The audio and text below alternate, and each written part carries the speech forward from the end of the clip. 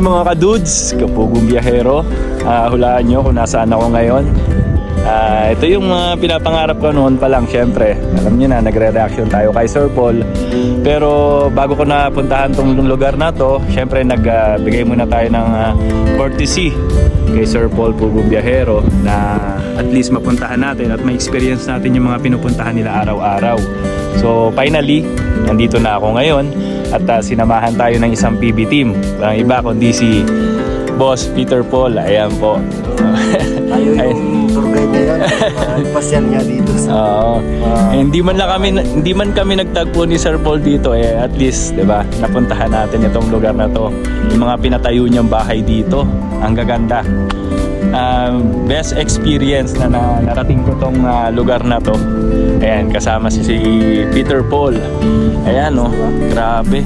Ang lamig ng dito, ng lugar. Iba yung klima dito pala. Like sa Manila, parang ang init, tas lagkitan, pawis-pawis. Dito iba yung klima nila dito, ang lamig. Parang nasa Tagaytay din Ayun grabe. At taas. Ang layo talaga ng iniikot pala nila araw-araw. Kaya talagang hindi ganun kadali yung pagbiyahe nila araw-araw dito sa pagmimisyon nila kasama si Sir Paul. Kaya saludo ako sa inyo sa buong PB team. Grabe, at least na-experience natin mga kadudes kapag biyahero sa araw na to. So hindi lang po yan yung aking planong puntahan dito at pasyalan. Pupuntahan pa po natin yung iba hanggat kaya po natin. So ayun lang, see you po ulit sa mga susunod na pupuntahan natin. Bye bye. Ngayon mga kadudes, andito naman tayo sa bahay ni na Maylin. Ayan, makikita nyo sa likod ko.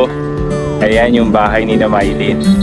So hindi na tayo pumasok dahil ang ko lang naman po kay Sir Paul is mapuntahan yung mga lugar na napupuntahan nila.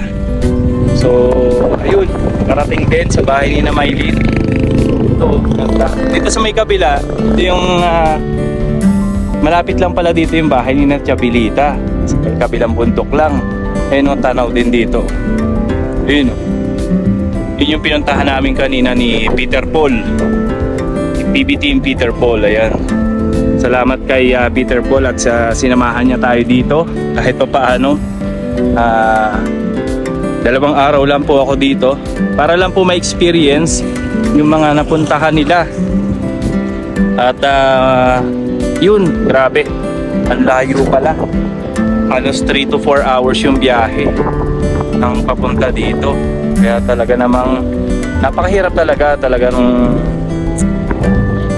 hindi mo akalain na ganun yung araw-araw nilang ginagawa ni na Sir Paul, ni na Mang Eli, ina-edito, lahat ng PB team po na nandito sa Davao.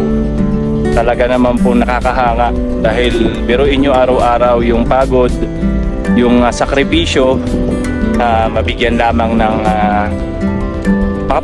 makapaghatid lang po ng tulong para sa ating mga katutubo, yung mga tinutulungan nila, mga scholar nila.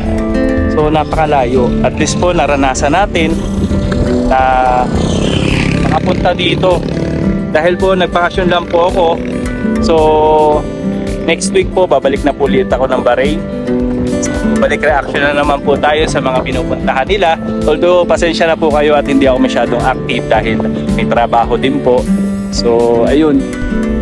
So ayun lang yung bahay. At least nakarating po. So grabing experience po yan. Ayun ang taas dito.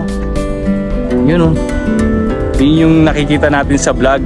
Tapos andun pa yung city. Ang layo. Grabe. So mga kadudes, mamaya ulit pupuntahan naman natin yung bahay ni Nanay Lorna. At malapit ata din dun yung bahay ni na Badiday. Pupuntahan po natin mamaya. So paano?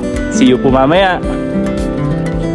Hello mga kadudes, andito na tayo sa bahay ni Nanay Lorna. Ayun po yung bahay niya. Ayun.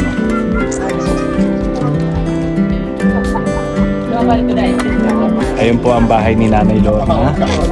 So, ito po yung paligid. So nakarating din tayo sa bahay ni Nanay Lorna sa wakas. for the first time. Ayan. Dami rin niya dito ang kapitbahay. Galing ako kanina doon kina Maylin. Kung makikita nyo, yung bundok na yun, yung dinaanan namin. Grabe yung daan kanina.